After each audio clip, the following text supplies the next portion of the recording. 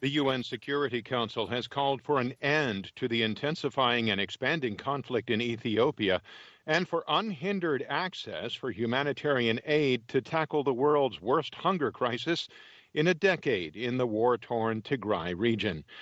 Juan Ramon de la Fuente is Mexico's ambassador to the UN.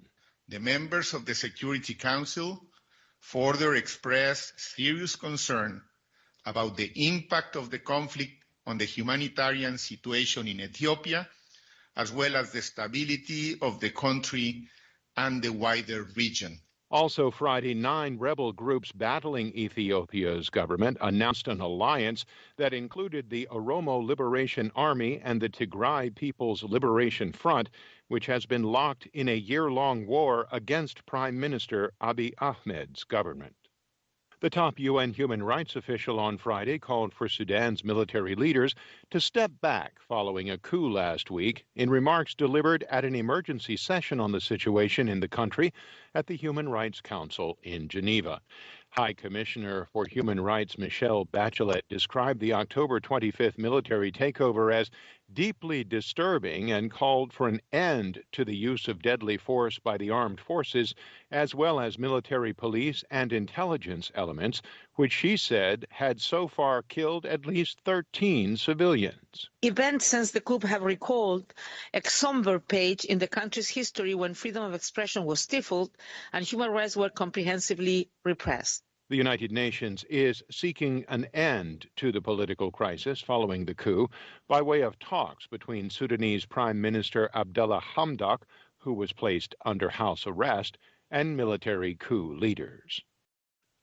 Swedish campaigner Greta Thunberg on Friday branded the UN climate summit in Glasgow a failure after a week of negotiations produced what some experts have called vague promises to cut emissions. Thunberg told thousands of youth protesters at a march in the Scottish city that it was a week-long celebration of business as usual. It should be obvious that we cannot solve the crisis with the same methods that got us into it in the first place. U.S. climate envoy John Kerry says he felt a greater sense of urgency at this conference compared to others he's been to. I have never, in the first few days of any of the COPs I've been to, counted as many initiatives and as much real money being put on the table. The first week saw announcements by some countries to phase out coal use and end funding for fossil fuels, but there were few details on how they plan the mass decarbonization that scientists say is needed. Pfizer is touting an experimental COVID-19 treatment it says is strongly effective. AP's Sagar Magani reports. Pfizer science chief Michael Dolston says the antiviral pill cut hospitalization and death rates by nearly 90% in high-risk adults with COVID-19, a better showing than even he predicted. It's just extraordinary. I feel as a physician so positive, so optimistic. Pfizer is part of the race to find an easy-to-use drug for treating the coronavirus, since most treatments now require an IV or injection. With tens of millions of adults still unvaccinated, such drugs will be critical for curbing future waves. The FDA is already reviewing competitor Merck's COVID-19 pill. The United Kingdom yesterday became the first nation to approve it. Sagar Magani, Washington. A former Justice Department lawyer has cut short his deposition into the January 6th insurrection. AP's Mike Gracia reports. A leading figure in the Trump-era Justice Department cut short a deposition Friday by a House committee investigating the January 6th Capitol insurrection. Former Assistant Attorney General Jeffrey Clark ended the deposition after around 90 minutes. Clark presented the committee with a letter saying he would not answer questions based on former President Donald Trump's assertions of executive privilege. Trump has sued the committee and the National Archives, seeking to block the government from releasing a tranche of internal White House documents, including handwritten staff notes from before and during the insurrection. Mike Gracia, Washington.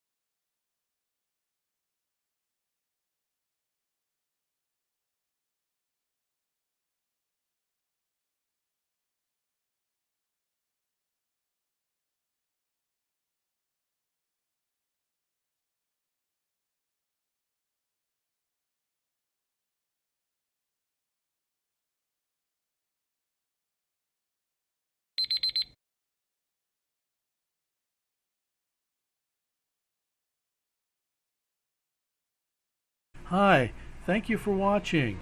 I hope the videos are useful for you. Please subscribe to my channel using the button below.